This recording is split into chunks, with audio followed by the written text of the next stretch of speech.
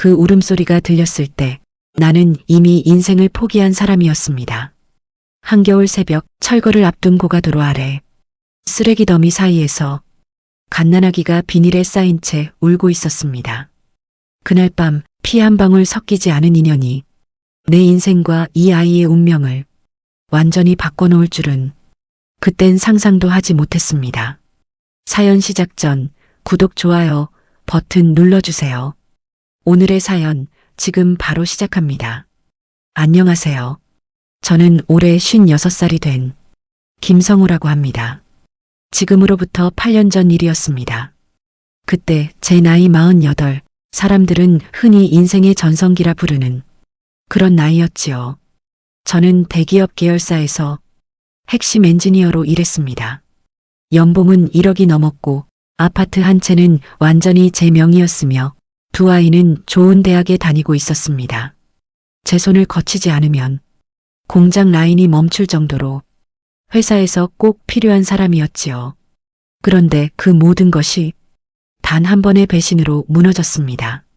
제가 15년간 개발해온 기술 자료를 같은 팀 후배가 경쟁사에 팔아넘긴 것입니다. 회사는 저를 관리 소홀 책임자로 지목했고 검찰 조사까지 받았습니다. 결국 무혐의로 풀려났지만 업계에서는 이미 제 이름이 낙인 찍혔지요. 김성우? 그 사람 조심해. 기술 유출 사건 있었잖아. 제 취업은 물론이고 면접조차 볼 수 없었습니다. 빚은 눈덩이처럼 불어났고 아내는 이혼을 요구했습니다. 당신 때문에 애들이 학교에서 고개를 못 들고 다녀요. 이젠 정말 지쳤어요. 아내는 아이들을 데리고 떠났고 아파트는 경매로 넘어갔습니다. 그렇게 저는 서울 변두리 고가도로 밑에서 살게 되었습니다. 냉기가 스며드는 골판지 박스가 제 집이 되었지요. 가끔 지나가는 사람들이 1,000원짜리 지폐를 던져주면 그걸로 편의점 삼각김밥을 사 먹었습니다. 겨울밤이면 추위에 잠을 이룰 수 없었고 여름이면 모기와 습기에 시달렸습니다. 하루하루가 그저 버티는 시간이었지요. 이제 정말 끝이구나. 저는 매일 그렇게 생각했습니다. 다시 일어설 수 있다는 희망 같은 건 애초에 품지도 않았습니다. 그저 하루를 버티면 또 하루가 오고 그렇게 시간이 흘러가기만을 기다렸지요. 같은 고가도로 밑에는 저 말고도 몇 명의 노숙자가 더 있었습니다. 그중 한 분이 최철수 형님이었습니다. 철수 형님은 저보다 10살쯤 많은 분으로 과거에 작은 식당을 운영하셨다고 했습니다. IMF 때 모든 걸 잃고 이곳으로 오셨다고 하더군요. 성우야, 인생은 원래 이런 거야. 올라갈 때가 있으면 내려올 때도 있지. 형님은 가끔 그런 말씀을 하셨지만 저는 그 말에 위로받지 못했습니다. 제게는 다시 올라갈 힘도 이유도 남아있지 않았으니까요. 그해 겨울은 유난히 추웠습니다. 영하 15도를 오르내리는 날씨에 골판지 박스만으로는 버틸 수가 없었지요. 저는 밤마다 몸을 웅크리고 추위에 떨며 아침을 기다렸습니다. 그러던 어느 날 새벽이었습니다. 시간은 새벽 4시쯤이었을 겁니다. 저는 추위에 잠을 설치다가 희미하게 들려오는 소리를 들었습니다. 으앙. 처음엔 바람 소리인 줄 알았습니다. 하지만 그 소리는 계속해서 이어졌고 점점 더 선명하게 들려왔지요. 저는 몸을 일으켜 소리가 나는 쪽으로 걸어갔습니다. 고가도로 기둥 뒤편 쓰레기 더미가 쌓인 곳이었습니다. 그곳에서 저는 믿을 수 없는 광경을 목격했습니다. 검은 비닐봉지 안에 갓난아기가 떨고 있었던 것입니다. 작은 몸은 추위에 파랗게 질려 있었고 입에서는 하얀 입김이 새어나왔습니다. 아기는 온 힘을 다해 울고 있었지요. 이게 대체 무슨... 저는 그 자리에 얼어붙었습니다. 누군가 이 추운 겨울에 갓난아기를 버리고 간 것입니다. 저는 잠시 망설였습니다. 내가 이 아이를 어떻게 돌봐? 나 자신도 제대로 못 챙기는데. 하지만 아기의 울음소리는 제 가슴을 파고들었습니다. 그 울음은 단순한 소리가 아니었습니다. 살려달라는, 도와달라는 간절한 외침이었지요. 저는 떨리는 손으로 아기를 안아 올렸습니다. 그 순간 아기가 울음을 멈추고 제 얼굴을 올려다보았습니다. 까만 눈동자가 저를 똑바로 바라보았지요. 그 눈빛 속에는 무언가 말할 수 없는 간절함이 담겨 있었습니다. 저는 그때 깨달았습니다. 이 아이도 저처럼 세상에서 버려진 존재라는 것을, 아무도 원하지 않는, 아무도 돌보지 않는 생명이라는 것을요. 저는 아기를 품에 안고 제 볏으로 돌아왔습니다. 아기는 제 낡은 외투 안에서 조금씩 체온을 되찾아가고 있었습니다. 작은 손가락이 제 옷깃을 꼭 쥐고 있었지요. 그때 철수 형님이 다가오셨습니다. 성우야, 그게 뭐야? 아기예요. 쓰레기 더미에 버려져 있었어요. 형님의 얼굴이 굳어졌습니다. 이 추운 날씨에 아기를? 세상에. 형님은 잠시 아기를 내려다보시다가 조용히 말씀하셨습니다. 성우야, 그 아이 어떻게 할 거야? 모르겠어요. 그냥 지나칠 수가 없었어요. 형님은 천천히 고개를 끄덕이셨습니다. 그래. 우린 이미 버려진 인생들이지만 그래도 이 아이만큼은 아니잖아.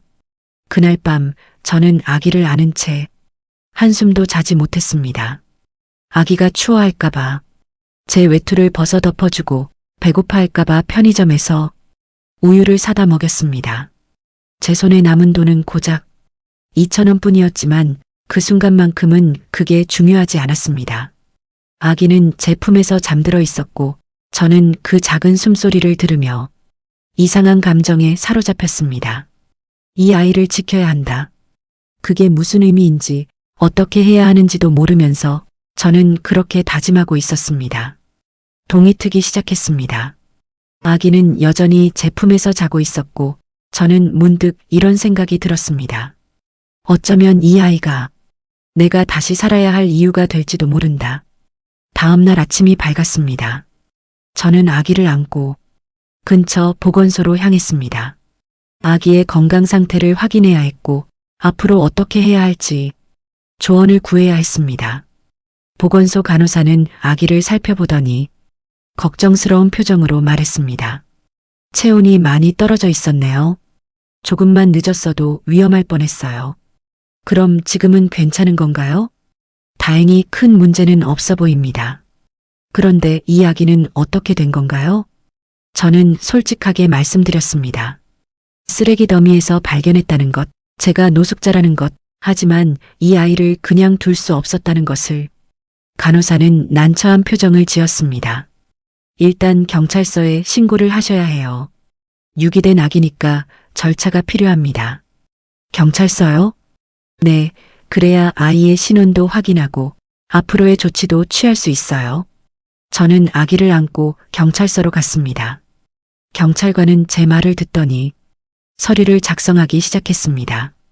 유기아동으로 신고 접수하겠습니다. 일단 아이는 보호시설로 보내질 겁니다. 보호시설이요? 네, 그게 절차예요. 거기서 입양 가정을 찾거나 친부모가 나타나길 기다리는 거죠. 저는 품에 안긴 아기를 내려다보았습니다. 아기는 제 손가락을 꼭 쥐고 편안하게 잠들어 있었습니다. 그 모습을 보자 가슴 한쪽이 무너지는 것 같았습니다. 제가 이 아이를 키우면 안 될까요? 경찰관이 고개를 들었습니다. 뭐라고요? 이 아이를 제가 키우고 싶습니다. 경찰관은 잠시 저를 바라보더니 조심스럽게 말했습니다. 실례지만 지금 직업이 어떻게 되시나요? 지금은 일정한 직업이 없습니다. 거주지는요? 저는 대답할 수 없었습니다. 경찰관은 안타까운 표정으로 고개를 저었습니다. 마음은 이해합니다만 아이를 키우려면 안정적인 환경이 필요해요. 주거지도 있어야 하고 수입도 있어야 하고. 그럼 제가 그걸 만들면 되는 거 아닙니까? 그게 쉬운 일이 아니잖아요. 저는 입술을 깨물었습니다. 경찰관의 말이 틀린 건 아니었습니다. 저는 지금 당장 내일을 걱정해야 하는 그런 처지였으니까요. 하지만 포기할 수 없었습니다. 시간을 주십시오. 한 달만요. 한 달 안에 제가 아이를 키울 수 있는 환경을 만들어 보겠습니다. 경찰관은 난처한 표정을 지었습니다. 글쎄요, 그건 제 권한 밖의 일이고 부탁드립니다. 제발이요. 결국 경찰관은 상급자와 상의한 끝에 임시 조치를 내려주었습니다. 한 달의 유예 기간. 그 안에 제가 안정적인 주거와 수입을 증명하면 아이를 맡길 수 있다는 것이었습니다. 저는 아기를 안고 고가도로로 돌아왔습니다. 철수 형님이 걱정스러운 얼굴로 저를 맞아주셨습니다. 어떻게 됐어? 한 달 안에 집과 일자리를 구해야 한대요. 한 달? 그게 가능하겠어? 저는 아기를 내려다보았습니다. 해야죠. 이 아이를 다시 빼앗길 순 없어요. 그날부터 저는 미친 듯이 일자리를 찾아다녔습니다. 새벽 인력시장에 나가 하루 일당을 받는 막노동을 했습니다. 건설 현장에서 자재를 나르고 식당에서 설거지를 하고 전단지를 돌리는 일도 마다하지 않았습니다. 하루에 서너 시간밖에 자지 못했지만 포기할 수 없었습니다. 아기는 낮 동안 철수 형님이 돌봐주셨습니다. 형님은 편의점에서 산 분유를 정성스럽게 타서 먹이고 낡은 담요로 아기를 감싸주셨지요. 성우야, 이 녀석 참 신기하게 생겼어. 울음도 별로 안 울고 순하기만 해. 형님, 정말 감사합니다. 뭘, 우리 같은 인생들이 서로 돕지 않으면 누가 도와주겠어. 이 주일이 지났을 때 저는 물류창고에서 정규직 자리를 얻었습니다. 월급은 적었지만 4대 보험이 되는 일자리였습니다. 고시원 방 하나도 계약할 수 있었지요. 작은 방이었지만 아기와 제가 함께 지낼 수 있는 공간이었습니다. 저는 경찰서에 필요한 서류를 제출했습니다. 고시원 계약서, 재직 증명서, 통장 사본. 경찰관은 서류들을 살펴보더니 놀란 표정으로 저를 바라보았습니다. 정말 해내셨네요. 이 아이를 맡을 수 있는 건가요? 네, 절차상 문제는 없습니다. 다만 경찰관이 잠시 망설이더니 말했습니다. 정식으로 입양을 하시려면 법원 허가를 받아야 합니다. 그 전까지는 위탁 보호 형태로 아이를 맡기는 거예요. 그것만으로도 충분합니다. 저는 아기를 안고 고시원으로 향했습니다. 철수 형님이 배웅을 나오셨습니다. 성우야, 잘 살아. 형님도 건강하세요. 자주 찾아뵐게요. 형님은 아기의 볼을 쓰다듬으며 조용히 말씀하셨습니다. 이 녀석한테 좋은 아빠가 되죠. 그러겠습니다, 형님. 그날 밤 저는 고시원 방에서 아기와 처음으로 둘만의 시간을 가졌습니다. 좁은 방이었지만 골판지 박스보다는 훨씬 따뜻했습니다. 저는 아기에게 이름을 지어주고 싶었습니다. 쓰레기 더미가 아닌 하늘에서 내려온 선물 같은 이름. 하늘이, 내 이름은 김하늘이야. 아기는 제 얼굴을 빤히 쳐다보며 작은 손을 흔들었습니다. 그 순간 저는 처음으로 느꼈습니다. 다시 살아야 할 이유가 생겼다는 것을, 책임져야 할 생명이 생겼다는 것을. 이제 저는 더 이상 혼자가 아니었습니다. 하늘이를 키우기 시작한 지 석 달이 지났습니다. 물류창고 일은 고되었지만 규칙적인 생활이 가능했습니다. 아침 6시에 출근해서 오후 3시에 퇴근하는 일정이었지요. 퇴근 후에는 고시원으로 달려가 하늘이를 돌봤습니다. 같은 층에 사시는 김 사장님 댁 할머니가 낮 동안 하늘이를 봐주셨습니다. 얘가 참 신기해요. 보통 아기들은 낯을 많이 가리는데 얜 그런 게 없어요. 할머니는 하늘이를 무척 예뻐하셨습니다. 저는 할머니께 감사의 표시로 매달 조금씩 돈을 드렸지만 할머니는 번번이 거절하셨습니다. 됐어요. 그 돈으로 애 분유나 사세요. 애 키우는 게 얼마나 힘든지 알아요. 하늘이는 빠르게 자라고 있었습니다.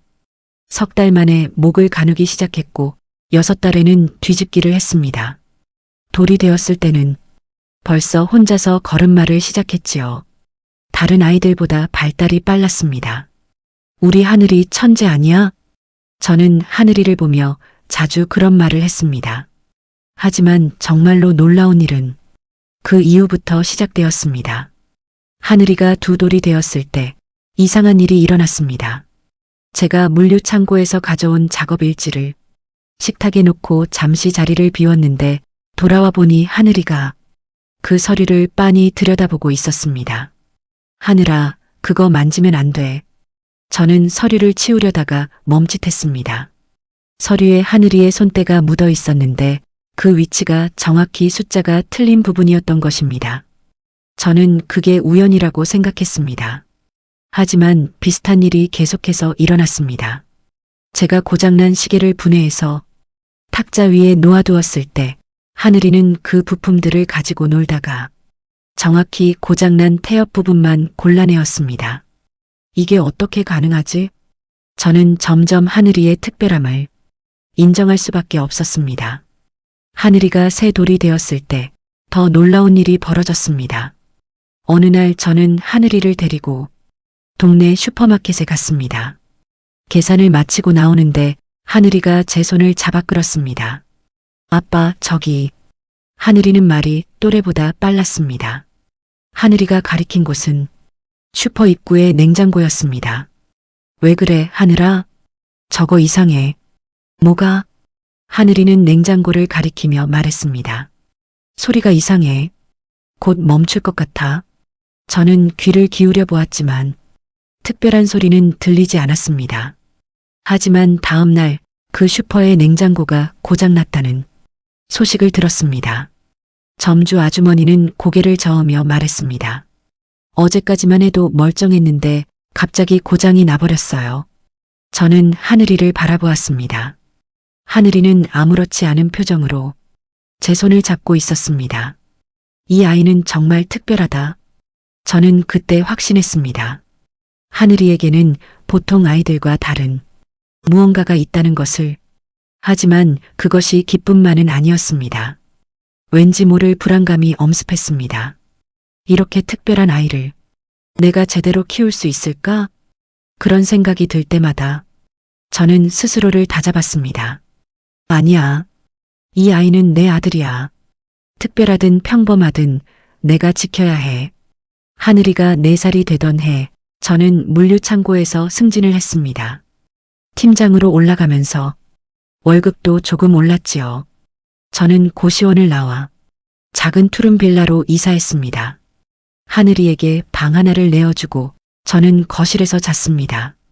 하늘이는 자기 방을 무척 좋아했습니다. 아빠, 여기 내 방이야? 그래, 하늘이 방이야. 와, 정말 좋아. 하늘이는 방 안을 이리저리 뛰어다니며 즐거워했습니다. 그 모습을 보며 저는 가슴이 벅찼습니다. 이 아이에게 더 좋은 것을 해주고 싶다. 하지만 평화는 오래가지 않았습니다. 하늘이가 5살이 되던 해 이상한 일이 벌어지기 시작했습니다. 어느 날 물류창고에 낯선 남자가 찾아왔습니다. 양복을 입고 명함을 건네는 그는 자신을 박진우 변호사라고 소개했습니다. 김성호 씨 맞으시죠? 네, 그런데 무슨 일이십니까? 혹시 5살 된 아들이 있으신가요? 저는 순간 온몸이 얼어붙었습니다. 왜 그걸 물으시는 겁니까? 변호사는 서류 봉투를 꺼내며 말했습니다. 제 의뢰인께서 그 아이에 대해 관심이 있으십니다. 의뢰인이요? 네, 자세한 내용은 이 서류를 보시면 알 수 있을 겁니다. 저는 떨리는 손으로 봉투를 받았습니다. 봉투 안에는 DNA 검사 요청서와 법원 출석 통지서가 들어 있었습니다. 이게 대체 무슨... 김성호 씨가 키우고 계신 아이가 제 의뢰인의 친손자일 가능성이 있습니다. 변호사의 말에 저는 머리가 하얘졌습니다. 친손자라니 그게 무슨 소리입니까?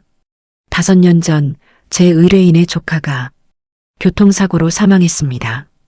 그때 조카의 아이도 함께 사망한 것으로 알려졌는데 최근 그 아이가 살아있을 가능성이 제기되었습니다.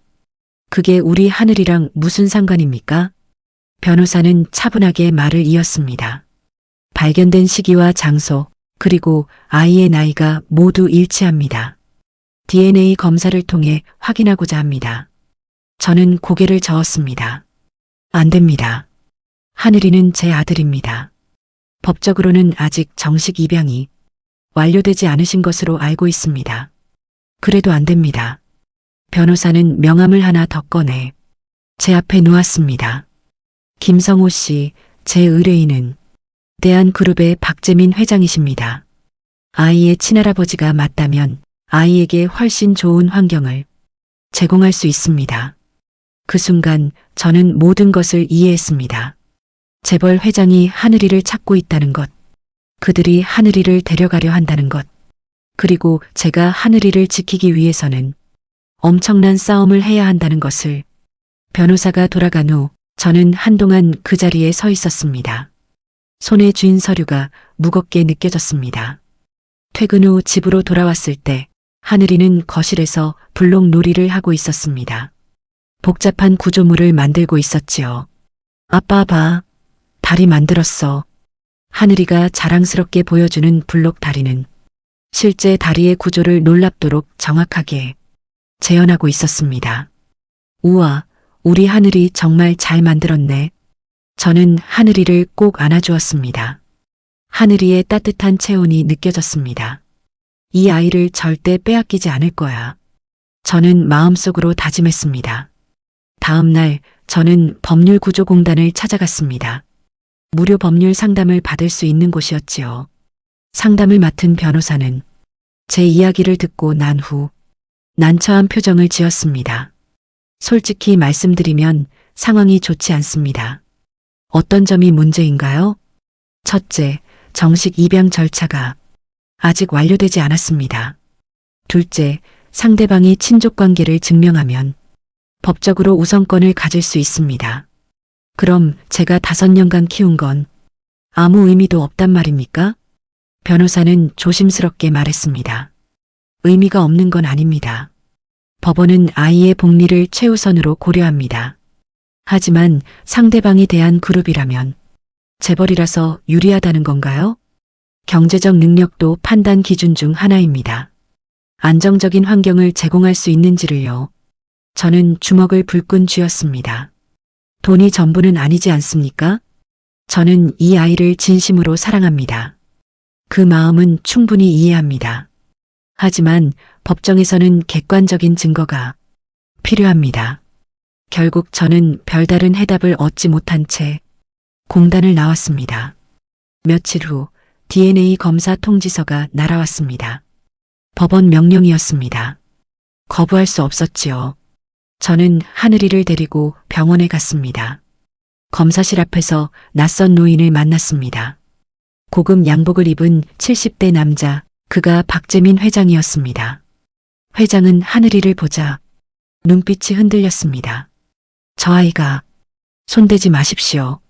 저는 하늘이를 제 뒤로 감쪽같이 빼돌렸습니다. 회장은 잠시 저를 바라보더니 조용히 말했습니다. 김성호 씨, 당신의 마음은 이해합니다. 하지만 저 아이가 제 핏줄이 맞다면 저에게도 권리가 있습니다. 권리요? 5년 동안 어디 계셨습니까? 이 아이가 쓰레기 더미에서 올 때, 추운 겨울을 떨며 보낼 때 당신은 어디 있었습니까? 회장은 대꾸하지 못했습니다. 그저 안타까운 표정으로 하늘이를 바라볼 뿐이었지요. DNA 검사가 진행되었습니다. 하늘이는 무서워하지 않았습니다. 아빠, 이거 왜 해? 그냥 건강검진이야. 아프지 않아? 안 아파. 금방 끝나. 검사가 끝나고 집으로 돌아오는 길, 하늘이가 제 손을 꼭 잡으며 물었습니다. 아빠, 우리 헤어지는 거야? 무슨 소리야? 아까 그 할아버지가 날 계속 쳐다봤어. 무서웠어. 저는 하늘이를 안아 올렸습니다. 하늘아, 아빠가 절대 널 보내지 않을 거야. 절대로. 정말? 정말이야. 약속해. 하지만 제 마음속은 불안으로 가득했습니다. 일주일 후 검사 결과가 나왔습니다. 변호사로부터 전화가 왔습니다. 김성호 씨, 결과가 나왔습니다. 어떻게 나왔습니까? 친족 관계가 맞는 것으로 확인되었습니다. 99.9% 일치율입니다. 전화기를 든 손이 떨렸습니다. 그럼 이제 어떻게 되는 겁니까? 법원에서 양육권 소송이 진행될 겁니다. 준비하시는 게 좋겠습니다. 전화를 끊고 저는 주저앉았습니다. 머릿속이 하얘졌습니다. 그날 밤 저는 잠을 이룰 수 없었습니다. 하늘이는 제 옆에서 편안하게 자고 있었지만 저는 천장만 바라보며 이런저런 생각을 했습니다. 내가 정말 이 아이를 지킬 수 있을까? 재벌을 상대로 싸워서 이길 수 있을까? 두려웠습니다. 하지만 포기할 수는 없었습니다. 다음 날부터 저는 증거를 모으기 시작했습니다. 하늘이와 함께 찍은 사진들, 예방접종 기록, 어린이집 서류, 함께 살아온 흔적들을 하나하나 챙겼습니다. 동네 슈퍼주인 아주머니께도 부탁했습니다. 아주머니, 제가 하늘이를 얼마나 잘 돌봤는지 증언해 주실 수 있으세요? 그럼요. 제가 다 봤는데요. 매일 손잡고 가는 거. 이웃들도 하나둘 도와주겠다고 나섰습니다. 고시원 시절 하늘이를 돌봐주셨던 김할머니도 연락을 주셨습니다. 성우야, 내가 증인으로 서줄게. 내가 얼마나 애를 잘 키웠는지 내가 제일 잘 알잖아. 할머니, 저는 그런 분들께 깊이 감사했습니다. 하지만 상대방도 만만치 않았습니다. 며칠 후 박 회장 측 변호사가 다시 연락을 해왔습니다. 김성호 씨 회장님께서 합의를 제안하십니다. 합의요? 네, 아이를 친족에게 돌려주시면 그에 합당한 보상을 해드리겠습니다. 보상이라니 무슨 소리입니까? 10억 원입니다. 아이를 돌본 수고에 대한 보상으로 10억 원을 드리겠습니다. 저는 전화기를 3개 쥐었습니다. 우리 하늘이가 돈으로 살 수 있는 물건입니까? 오해하지 마십시오. 아이의 미래를 위한 선택입니다. 재벌가의 손자로 자라는 것과 물류창고 직원의 아들로 자라는 것, 어느 쪽이 아이에게 더 좋을까요? 닥치십시오. 저는 고함을 질렀습니다. 하늘이는 제 아들입니다. 돈으로 살 수 없습니다.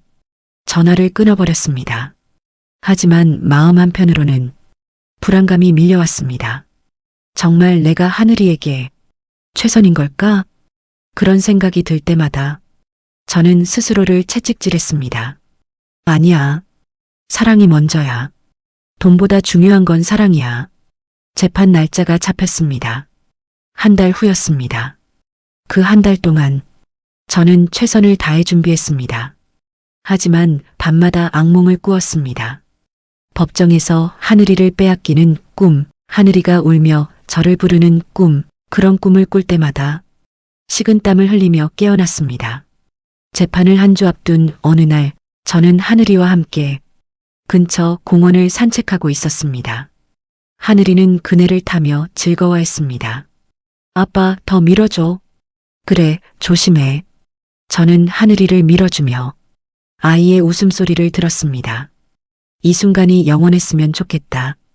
그때 하늘이가 목에 걸고 있던 작은 목걸이를 만지작거렸습니다. 하늘아, 그거 뭐야? 이거 원래부터 있었어. 저는 목걸이를 자세히 들여다보았습니다. 은색 체인에 작은 펜던트가 달려 있었습니다. 펜던트는 평범한 은제품처럼 보였지만 자세히 보니 중앙에 아주 작은 홈이 있었습니다. 하늘아, 이거 어디서 났어? 몰라. 맨날 있었어. 저는 갑자기 궁금해졌습니다. 이 목걸이가 하늘이와 함께 버려졌던 것일까? 혹시 친부모가 남긴 유일한 흔적일까? 집으로 돌아와 목걸이를 자세히 살펴보았습니다. 펜던트의 홈을 손톱으로 눌러보니 작은 뚜껑이 열렸습니다. 안에는 머리카락 한 올과 아주 작은 종이 조각이 들어 있었습니다. 종이에는 숫자가 적혀 있었습니다. 328-1547. 이게 무엇을 의미하는지 알 수 없었습니다. 전화번호? 비밀번호? 저는 한참을 고민하다가 혹시나 하는 마음에 인터넷으로 검색을 해보았습니다. 하지만 아무런 정보도 나오지 않았습니다. 며칠이 지났습니다. 재판을 사흘 앞둔 날 저는 물류창고에서 야간 근무를 하고 있었습니다. 밤 11시쯤 되었을 때 갑자기 중앙관리 시스템에서 경보음이 울렸습니다. 뭐야, 무슨 일이야? 동료 직원이 황급히 달려왔습니다. 팀장님, 큰일 났어요. 중앙 시스템이 다운됐어요. 뭐? 저는 관제실로 뛰어갔습니다. 모니터 화면은 온통 빨간색 경고로 가득 차 있었습니다.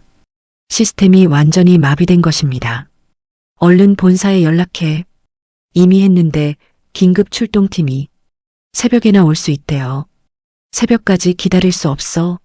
새벽 배송 차량들이 다 대기 중이라고. 저는 직접 시스템을 점검하기 시작했습니다. 과거 엔지니어 경력이 있었기에 어느 정도는 이해할 수 있었습니다. 하지만 시스템은 제가 알던 것보다 훨씬 복잡했습니다. 1시간이 지나도 원인을 찾지 못했습니다. 초조함이 밀려왔습니다. 이대로면 회사에 큰 손해야. 저는 포기하지 않고 계속 분석했습니다. 그러다 문득 하늘이가 떠올랐습니다. 하늘이가 그렸던 낙서들, 복잡한 회로도 같았던 그 그림들. 혹시 저는 급히 가방에서 휴대폰을 꺼냈습니다. 하늘이가 며칠 전 그린 그림이 사진으로 저장되어 있었습니다. 그림을 보는 순간 저는 깨달았습니다. 하늘이가 그린 건 단순한 낙서가 아니었습니다. 그건 시스템의 회로 구조도였고 그중 한 부분에 X 표시가 되어 있었습니다. 저는 그림을 보며 해당 부분의 코드를 확인했습니다. 과연 그곳에 오류가 있었습니다. 이거였어. 저는 재빨리 코드를 수정했습니다. 10분 후 시스템이 정상으로 돌아왔습니다. 경보음이 멈추고 모니터 화면이 녹색으로 바뀌었습니다. 팀장님, 해냈어요. 동료들이 환호했습니다. 하지만 저는 믿을 수가 없었습니다. 하늘이가 어떻게 5살짜리 아이가 이런 복잡한 시스템의 오류를 미리 알아차릴 수 있었단 말인가? 이건 단순한 천재성이 아니었습니다. 뭔가 더 특별한 능력이었습니다. 다음 날 아침 집으로 돌아왔을 때 하늘이는 또 그림을 그리고 있었습니다. 하늘아, 이거 뭐 그린 거야? 응, 그냥. 하늘이가 그린 그림을 보고 저는 또다시 놀랐습니다. 그건 우리 집 보일러의 내부 구조였고 역시 한 부분에 X 표시가 되어 있었습니다. 저는 급히 보일러실로 가서 확인했습니다. 과연 그 부분의 배관에서 물이 조금씩 새고 있었습니다. 이게 대체... 저는 하늘이를 불러 앉혔습니다.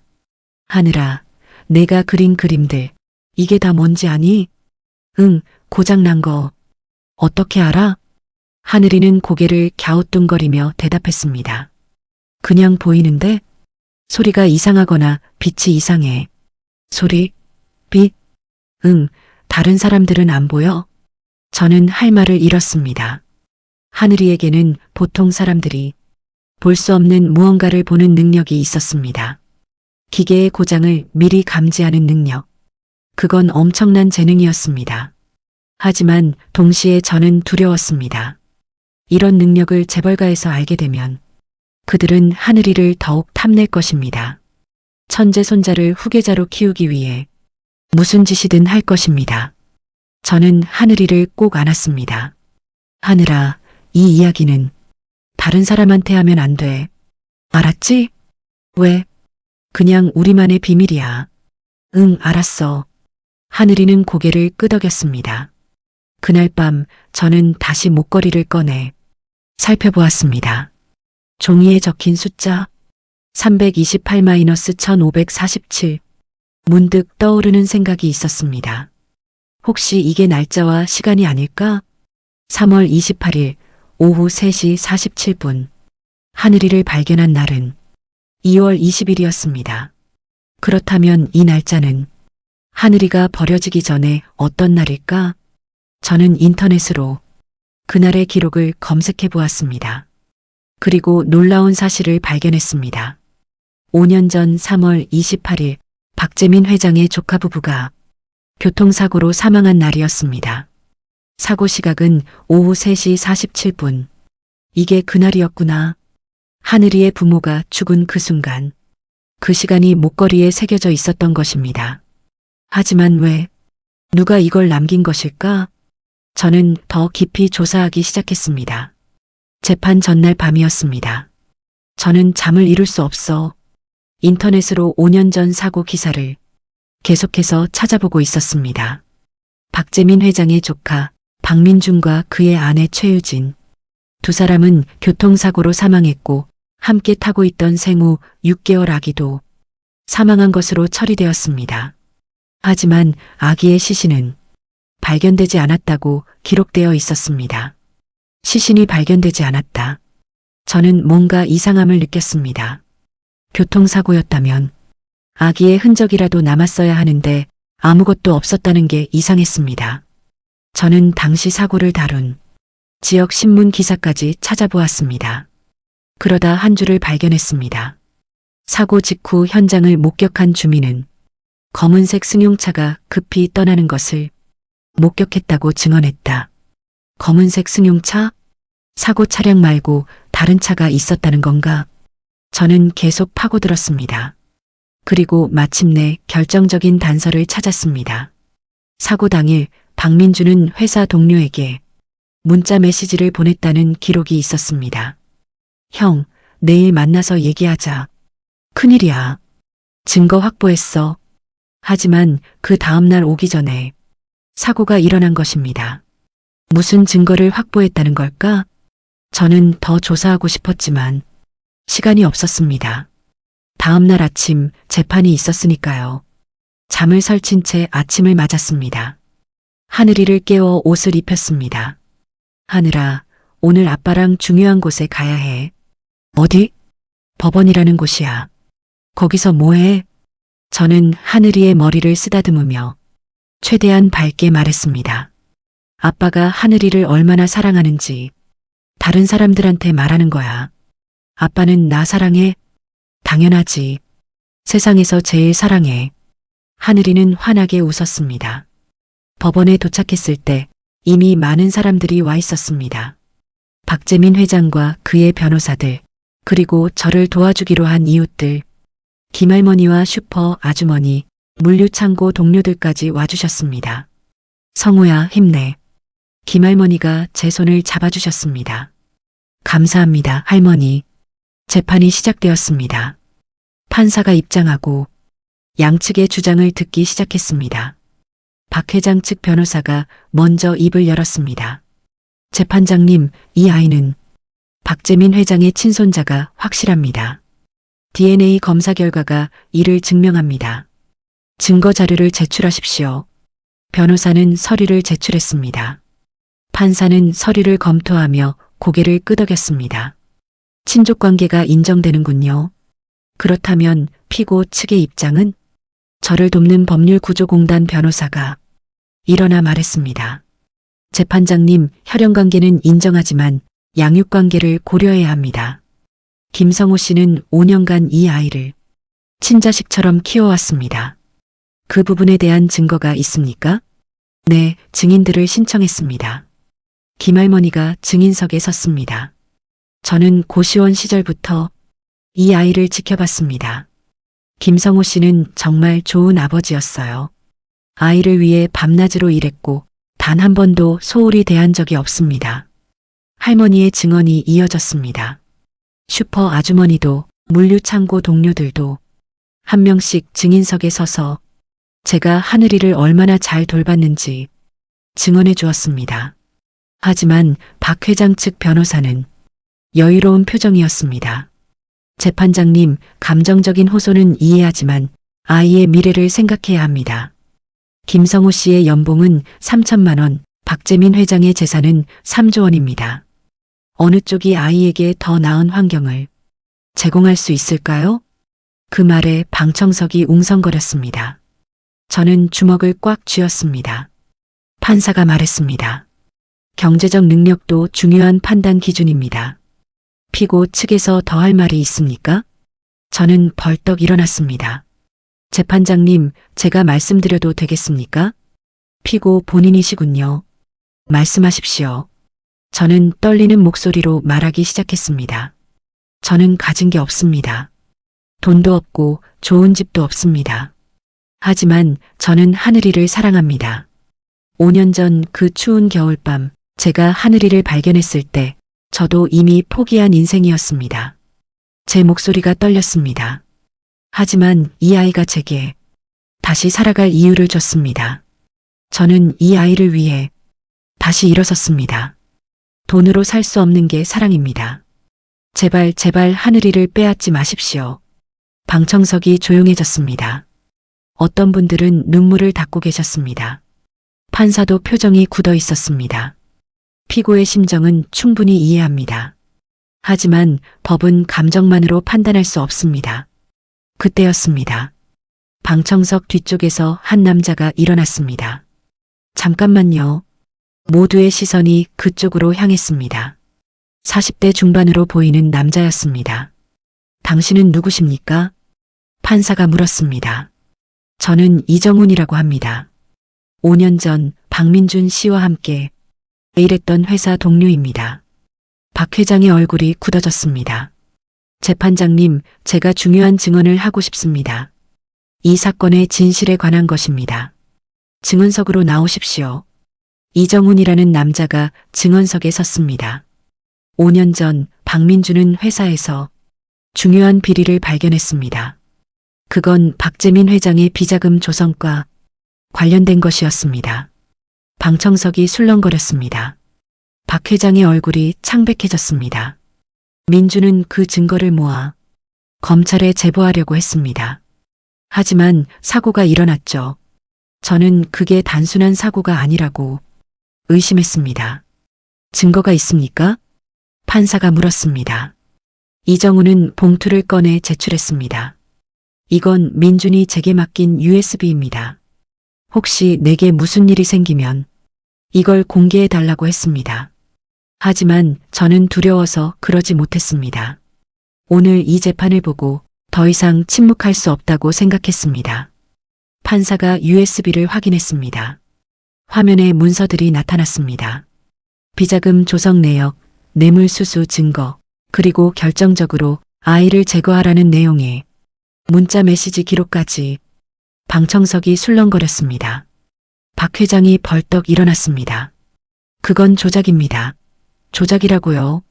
판사가 망치를 두드렸습니다.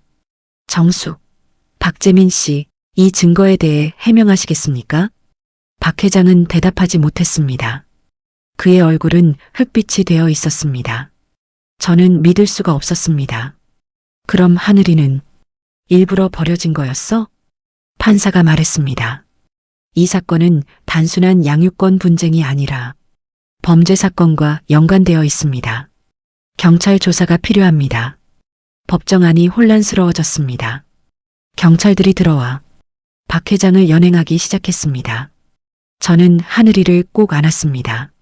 하늘이는 무슨 일인지 모르는 채 제품에 안겨 있었습니다. 아빠, 우리 이겼어? 응, 하늘아. 우리 이겼어. 저는 눈물을 참을 수 없었습니다. 재판이 끝난 후 며칠간은 평화로웠습니다. 박재민 회장은 구속되었고 검찰 수사가 진행되고 있었습니다. 언론에서는 연일 이 사건을 보도했습니다.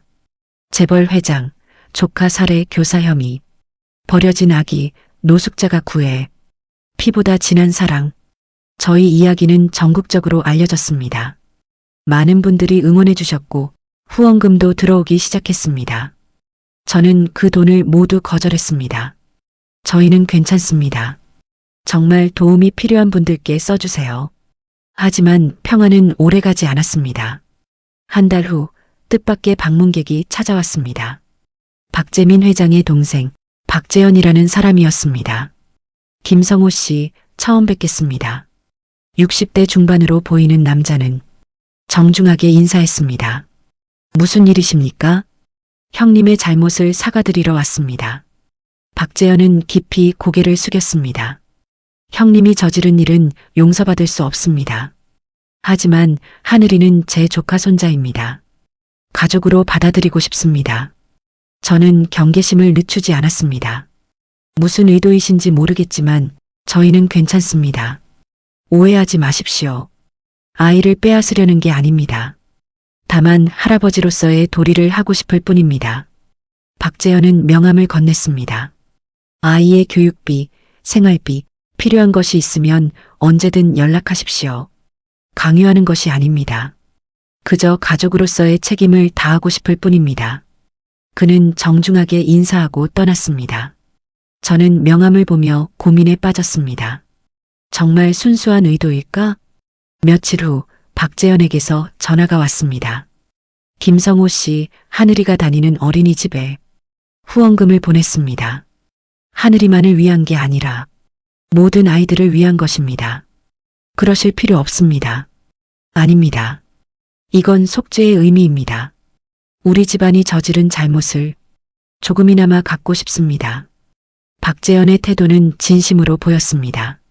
하지만 저는 여전히 불안했습니다. 한 달이 더 지났습니다.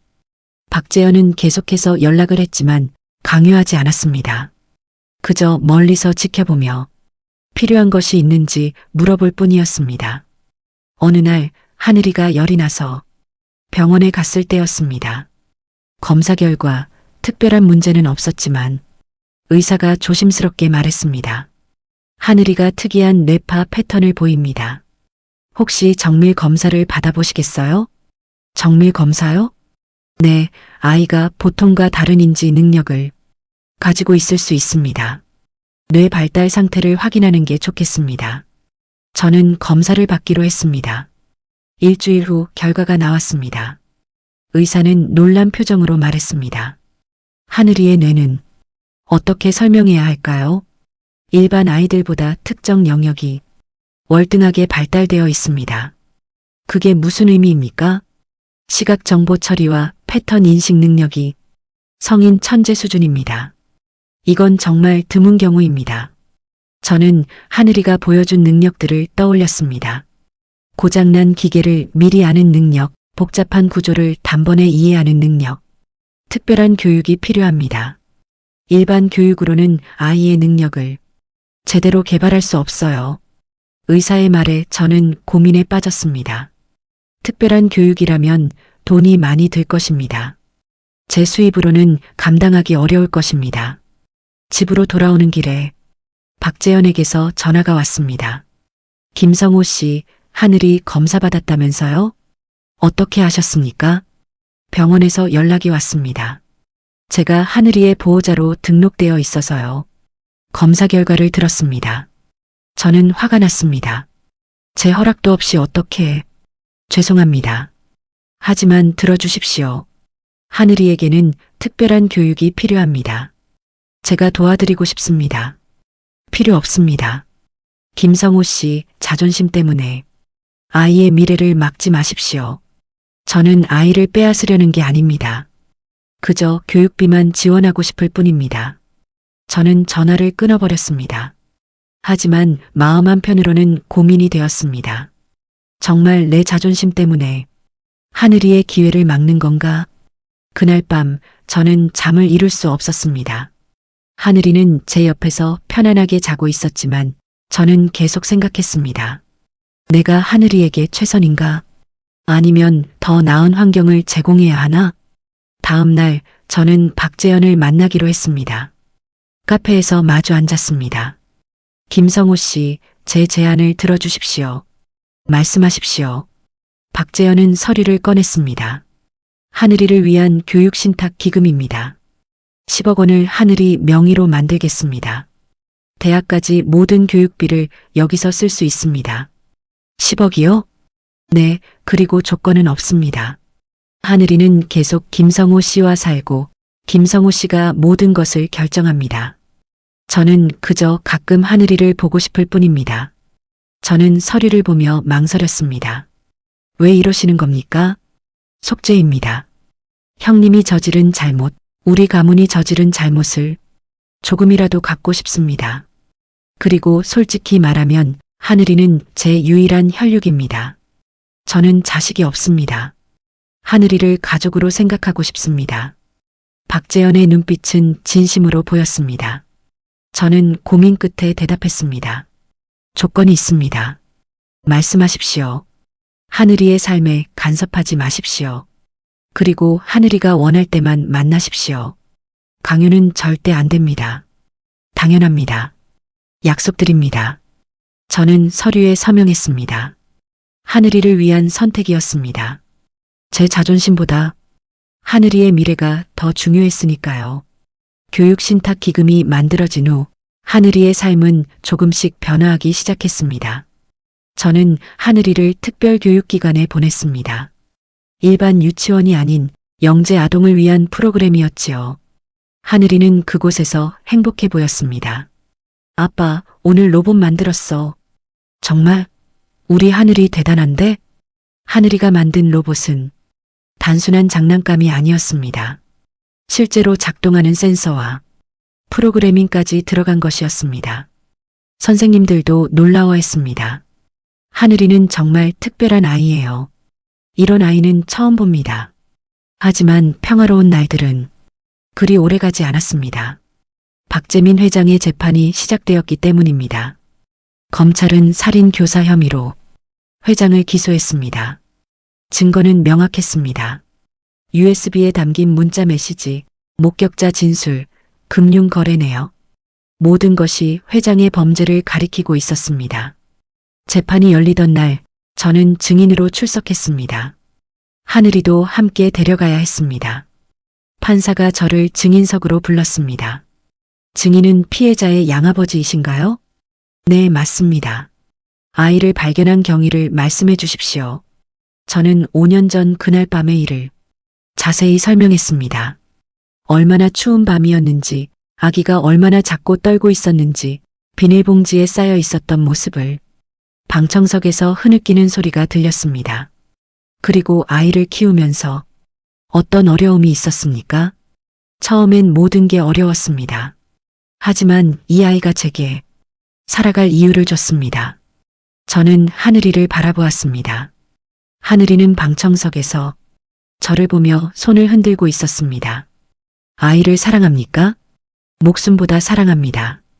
검사가 질문했습니다. 증인, 피고인 박재민이 아이를 찾았을 때 어떤 기분이었습니까? 두려웠습니다. 하늘이를 빼앗길까봐. 하지만 피고인은 친할아버지 아닙니까? 혈연이 전부는 아닙니다. 하늘이를 버린 건 그쪽입니다. 제가 구했고 키웠습니다. 제 목소리에 힘이 들어갔습니다. 하늘이는 제 아들입니다. 그 누구도 빼앗을 수 없습니다. 방청석에서 박수 소리가 터져 나왔습니다. 판사가 망치를 두드렸습니다. 정숙. 다음은 박재민 회장의 차례였습니다. 변호인이 물었습니다. 피고인, 혐의를 인정하십니까? 박재민은 고개를 숙이고 있었습니다. 한때 재벌 총수였던 그는 이제 초라한 피고인일 뿐이었습니다. 피고인, 답변하십시오. 긴 침묵 끝에 박재민이 입을 열었습니다. 인정합니다. 방청석이 술렁거렸습니다. 조카 박민준이 발견한 비리 자료 때문에 그를 제거하려 했습니다. 하지만 아이까지 죽이려 한 건 아닙니다. 그럼 아이는 어떻게 된 겁니까? 제 부하가 마음대로 한 것입니다. 저는 아이를 보호시설로 보내라고 했는데 그가 아이를 버린 것입니다. 그 부하는 누구입니까? 박도준입니다. 제 조카입니다. 또다시 방청석이 소란스러워졌습니다. 검사가 물었습니다. 박도준은 현재 어디 있습니까? 해외로 도피했습니다. 도피를 도왔습니까? 박재민은 대답하지 못했습니다. 그의 침묵이 곧 답이었습니다. 판사가 말했습니다. 박도준에 대한 국제 수배를 요청하겠습니다. 그리고 피고인 박재민, 당신은 살인 교사뿐 아니라 도피 방조 혐의까지 추가됩니다. 그때였습니다. 법정 뒤쪽 문이 열렸습니다. 2명의 형사가 한 남자를 끌고 들어왔습니다. 검사님, 박도준을 체포했습니다. 인천공항에서 출국하려던 걸 붙잡았습니다. 방청석이 다시 술렁거렸습니다. 박도준은 30대 후반의 남자로 차가운 인상이었습니다. 판사가 물었습니다. 당신이 박도준입니까? 변호인과 상해 전까지 아무 말도 하지 않겠습니다. 검사가 증거를 제출했습니다. 재판장님, 박도준의 휴대전화에서 결정적인 증거를 발견했습니다. 화면에 문자 메시지가 나타났습니다. 아이는 처리했습니다. 흔적도 없습니다. 날짜는 5년 전 2월 20일. 제가 하늘이를 발견한 바로 그날이었습니다. 검사가 말을 이었습니다. 그리고 더 충격적인 증거가 있습니다. 박도준의 차량 블랙박스 영상입니다. 화면에 영상이 재생되었습니다. 어두운 밤 고가도로 아래 한 남자가 비닐봉지를 들고 쓰레기 더미에 던지는 모습. 그 남자는 박도준이었습니다. 방청석에서 비명소리가 들렸습니다. 저는 주먹을 불끈 쥐었습니다. 저 인간이. 영상 속 박도준은 주위를 살피더니 차를 타고 떠났습니다. 그 후 1시간쯤 지나 화면에 제가 등장했습니다. 노숙자 차림의 제가 비닐봉지를 발견하고 아기를 꺼내 안는 모습. 저는 그 순간을 기억하고 있었습니다. 얼마나 떨렸는지, 얼마나 두려웠는지. 판사가 물었습니다. 피고인 박도준, 이 영상에 대해 해명하시겠습니까? 박도준은 창백한 얼굴로 고개를 떨구었습니다. 변호인과 상의. 이미 증거는 명백합니다. 검사가 목소리를 높였습니다. 피고인 박도준은 생후 6개월 아기를 한겨울 밤에 고의로 유기했습니다. 이는 명백한 살인 미수입니다. 방청석에서 분노의 목소리가 터져나왔습니다. 저런 인간을 어떻게 하기를. 판사가 망치를 두드렸습니다. 정숙하십시오. 박재민 회장이 고개를 들었습니다. 그의 눈에는 후회가 가득했습니다. 재판장님, 제가 잘못했습니다. 제 욕심이, 제 교만이 이 모든 걸 만들었습니다. 하지만 제발 하늘이만은 지켜주십시오. 무슨 말입니까? 저는 벌을 받아 마땅합니다. 하지만 하늘이는 김성호 씨와 함께 있어야 합니다. 그분이 진짜 아버지입니다.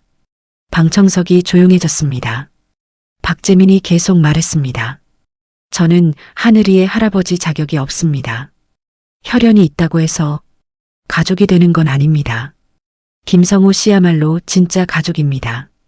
저는 놀라서 박재민을 바라보았습니다. 그의 눈에서 진심이 느껴졌습니다. 판사가 말했습니다.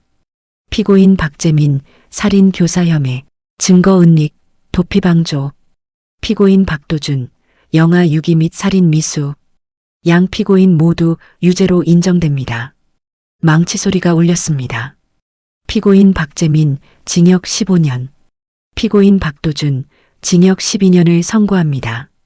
방청석에서 환호성이 터졌습니다. 저는 안도의 한숨을 내쉬었습니다. 재판이 끝나고 저는 하늘이를 안아 올렸습니다. 하늘아, 이제 끝났어. 다 끝났어. 아빠, 우리 이제 집에 가? 그래, 우리 집에 가자. 법정을 나서는데 박재현이 다가왔습니다. 김성호 씨 형님이 마지막으로 이걸 전해달라고 했습니다. 봉투를 건넸습니다.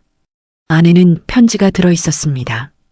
김성호 씨에게 제 잘못을 용서해달라는 말은 하지 않겠습니다. 용서받을 자격이 없으니까요. 다만 하늘이를 부탁드립니다. 좋은 아버지가 되어 주십시오. 당신은 이미 훌륭한 아버지지만 앞으로도 계속 그러길 바랍니다. 하늘이는 특별한 아이입니다. 그 재능을 잘 키워주십시오. 교육기금은 제 동생 재현이가 관리합니다. 필요한 게 있으면 언제든 말씀하십시오. 마지막으로 정말 감사합니다. 제가 버린 아이를 구해주셔서 사랑해주셔서 감사합니다. 박재민 올림. 저는 편지를 접었습니다. 복잡한 감정이 밀려왔습니다.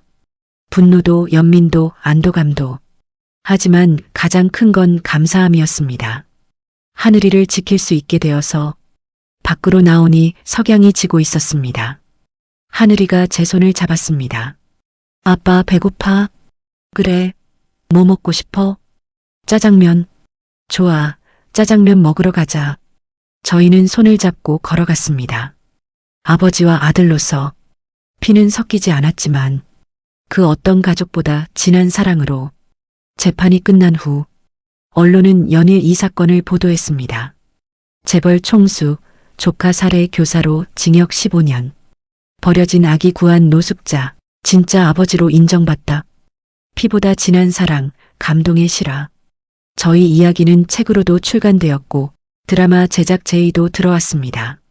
하지만 저는 모두 거절했습니다. 저희는 그저 평범하게 살고 싶습니다. 박재민 회장은 교도소에 수감되었습니다. 대한그룹은 경영진이 교체되었고 주가는 폭락했습니다. 한때 3조 원이 넘던 회장의 재산은 배상금과 벌금으로 대부분 사라졌습니다.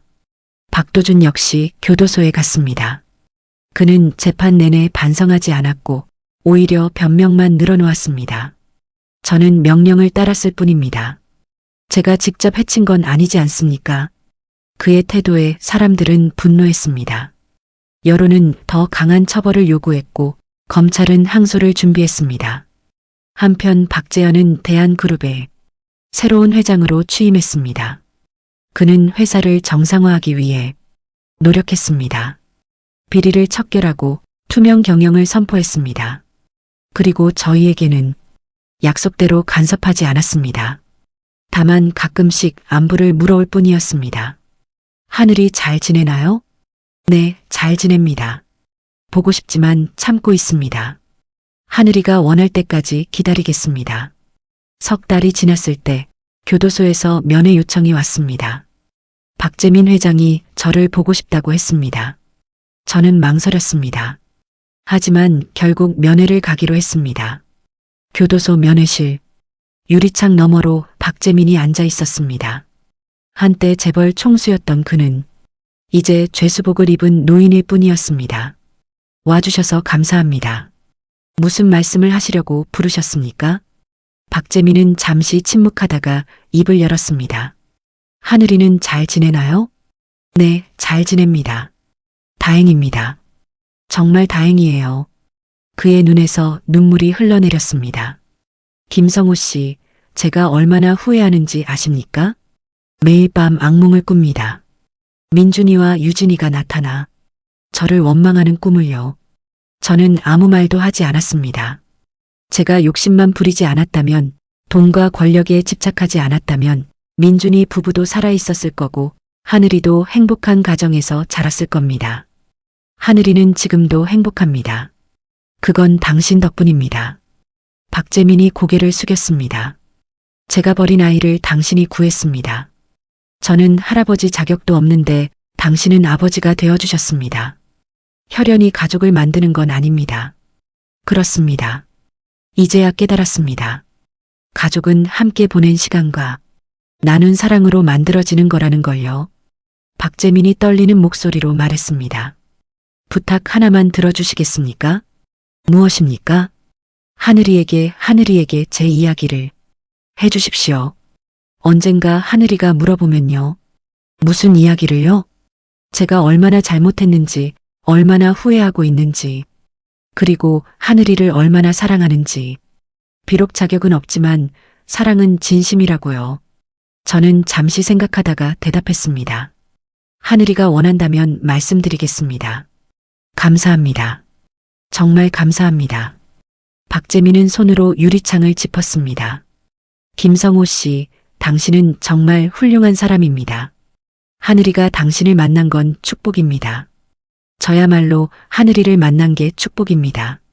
면회를 마치고 나오는데 마음이 복잡했습니다. 박재민을 용서할 수는 없었습니다. 하지만 그의 후회만큼은 진심으로 느껴졌습니다. 한 달 후 소식이 들려왔습니다. 박도준이 교도소에서 다른 재소자들에게 폭행을 당했다는 것입니다. 아기를 버린 놈이 감히 여기서. 재소자들도 그의 죄를 용납하지 않았습니다. 박도준은 독방으로 옮겨졌지만 그곳에서도 괴로워했다고 합니다. 밤마다 악몽에 시달리고 식사도 제대로 하지 못한다고 했습니다. 아기 울음소리가 들려요. 제발 그만. 그는 점점 정신이 이상해졌습니다. 결국 정신과 치료를 받게 되었지요. 사람들은 말했습니다. 인과응보다 하늘이 벌을 내리는 거야. 저는 그 소식을 듣고도 특별한 감정이 들지 않았습니다. 그저 하늘이와의 일상이 소중할 뿐이었습니다. 대한그룹은 서서히 정상화되었습니다. 박재현 회장의 노력으로 회사는 다시 안정을 찾았습니다. 하지만 과거의 명성은 돌아오지 않았습니다. 대한그룹? 아, 그 사건 있었던 회사? 사람들의 인식은 쉽게 바뀌지 않았습니다. 박재현은 묵묵히 일했습니다. 회사를 정상화하고 피해자들에게 보상하고 사회환원 사업을 시작했습니다. 형님의 잘못을 제가 갚겠습니다. 그는 저희에게도 계속 도움을 주었습니다. 하늘이의 교육, 생활, 필요한 모든 것을 지원했지요. 이건 속죄이자 가족으로서의 책임입니다. 1년이 지났습니다. 박재민은 교도소에서 모범수로 지냈습니다. 다른 재소자들을 도와주고 봉사활동에 앞장섰습니다. 제가 할 수 있는 건 이것뿐입니다. 그는 형기를 마칠 때까지 참여하며 살기로 다짐했습니다. 박도준은 여전히 정신과 치료를 받고 있었습니다. 회복의 기미는 보이지 않았습니다. 그는 자신이 저지른 죄의 무게를 감당하지 못하고 있었습니다. 어느 날 하늘이가 물었습니다. 아빠, 그 할아버지는 어떻게 됐어? 할아버지? 응, 법원에 있던 할아버지. 저는 잠시 고민하다가 대답했습니다. 할아버지는 지금 반성하고 계셔. 자기가 잘못한 걸 후회하면서. 나쁜 사람이야? 글쎄, 나쁜 일을 한 건 맞아. 하지만 지금은 후회하고 있어. 하늘이는 고개를 갸우뚱거렸습니다. 나중에 만날 수 있어? 하늘이가 원하면 만날 수 있어. 응, 나중에 생각해 볼게. 하늘이는 다시 그림을 그리기 시작했습니다. 저는 하늘이를 바라보며 생각했습니다. 이 아이는 참 착하구나. 원망하지 않고 미워하지 않고. 그게 바로 하늘이의 특별함이었습니다. 천재적인 재능도 중요하지만 더 중요한 건 따뜻한 마음이었습니다. 그리고 저는 다짐했습니다. 하늘이가 그 마음을 잃지 않도록 평생 지켜주리라고. 그로부터 2년이 더 흘렀습니다. 하늘이는 이제 7살이 되었습니다. 초등학교에 입학한 하늘이는 여전히 특별한 아이였습니다. 학교 선생님들은 놀라워했습니다. 하늘이는 수학 문제를 보자마자 답을 알아맞혀요. 과학 실험도 한번 보면 원리를 완전히 이해합니다. 하지만 하늘이가 정말 특별한 건 그런 능력 때문만은 아니었습니다. 하늘이는 친구들을 정말 잘 도와줘요. 누가 어려워하면 먼저 다가가서 알려주고 위로해줍니다. 담임 선생님은 그렇게 말씀하셨습니다. 천재성보다 더 귀한 게 그 따뜻한 마음인 것 같아요. 저는 그 말을 듣고 가슴이 벅찼습니다. 제가 하늘이에게 가르치고 싶었던 건 바로 그것이었으니까요. 아무리 뛰어나도 마음이 따뜻하지 않으면 의미가 없다는 것. 어느 토요일 오후였습니다. 하늘이와 함께 공원을 산책하고 있었는데 하늘이가 갑자기 멈춰 섰습니다. 아빠, 저기 봐. 하늘이가 가리킨 곳에는 노숙자 한 분이 앉아 계셨습니다. 낡은 옷을 입고 골판지 위에서 몸을 웅크리고 있었습니다. 아빠도 저렇게 살았어? 응, 그랬어. 하늘이는 한참을 그분을 바라보다가 제 손을 잡아 끌었습니다. 아빠, 저분한테 가자. 왜? 도와주고 싶어. 저희는 그분께 다가갔습니다. 하늘이가 자기 주머니에서 용돈을 꺼내드렸습니다. 할아버지, 이거 드릴게요. 노숙자분은 놀란 표정으로 하늘이를 바라보았습니다. 고맙구나, 꼬마야. 배고프시죠? 우리 같이 밥 먹어요. 하늘이는 제 손을 잡으며 말했습니다. 아빠, 할아버지도 같이 가자. 저는 고개를 끄덕였습니다. 저희는 그분과 함께 근처 식당으로 갔습니다. 하늘이는 그분 옆에 앉아 이런저런 이야기를 나눴습니다. 할아버지, 이름이 뭐예요? 최철수라고 하지. 그 순간 저는 깜짝 놀랐습니다. 혹시 형님이십니까? 응? 나를 아나? 자세히 보니 정말 철수 형님이었습니다. 8년 전 고가도로 밑에서 함께 지냈던 그분이었습니다. 형님, 저예요, 김성우. 성우야? 성우 맞아? 저희는 서로를 알아보고 껴안았습니다. 형님, 그동안 어떻게 지내셨어요? 그냥 여기저기 떠돌며 살았지. 너는 많이 달라진 것 같은데? 저는 그동안의 일을 모두 말씀드렸습니다. 하늘이를 키운 이야기, 재판 이야기, 지금의 삶까지.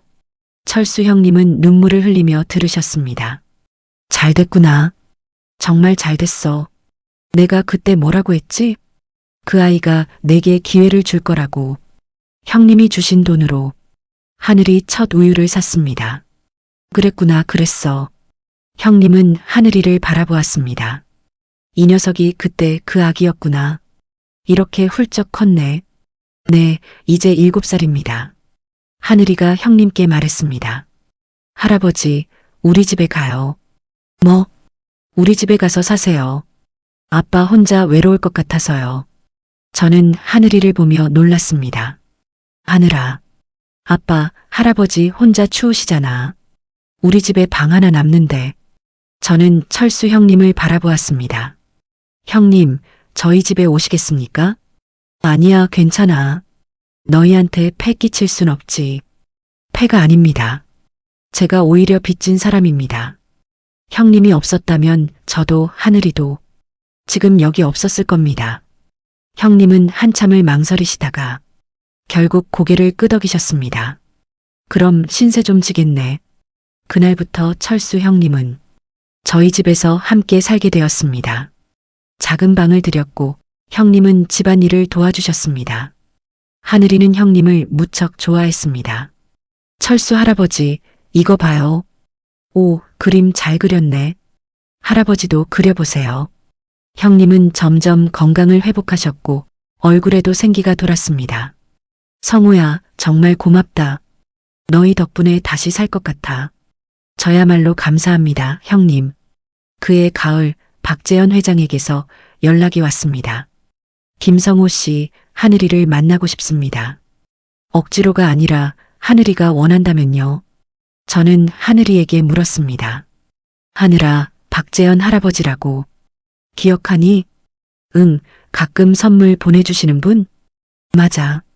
그분이 하늘이를 보고 싶대. 만나고 싶니? 하늘이는 잠시 생각하더니 대답했습니다. 응, 만나고 싶어. 주말에 박재현 회장이 집으로 오셨습니다. 고급 승용차를 타고 오셨지만 옷차림은 수수했습니다. 하늘아, 안녕. 안녕하세요, 할아버지. 박재현은 하늘이를 보며 눈시울이 붉어졌습니다. 많이 컸구나. 정말 많이 컸어. 할아버지는 왜 울어요? 기쁘고 미안해서 그래. 하늘이가 이렇게 건강하게 자라줘서 기쁘고 그동안 함께하지 못해서 미안하단다. 하늘이는 박재현의 손을 잡았습니다. 괜찮아요. 저 행복해요. 정말? 네, 아빠도 있고 철수 할아버지도 있고 친구들도 있어요. 박재현은 고개를 끄덕였습니다. 그래, 그거면 됐어. 그거면 충분해. 그날 저희는 함께 식사를 했습니다. 철수 형님도 박재현 회장도 하늘이와 저 모두 함께. 하늘이는 자기 이야기를 신나게 했습니다. 학교 이야기, 친구 이야기, 꿈에 대한 이야기까지. 저는 나중에 사람들을 돕는 과학자가 되고 싶어요. 과학자?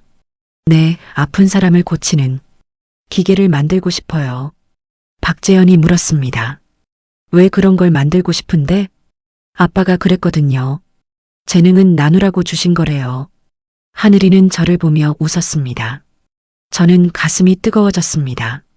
제가 가르친 것들을 하늘이가 정말로 이해하고 있었습니다. 박재현이 조용히 말했습니다. 하늘아, 할아버지가 약속 하나 할게. 뭐예요? 내가 과학자가 되고 싶다면 할아버지가 도와줄게.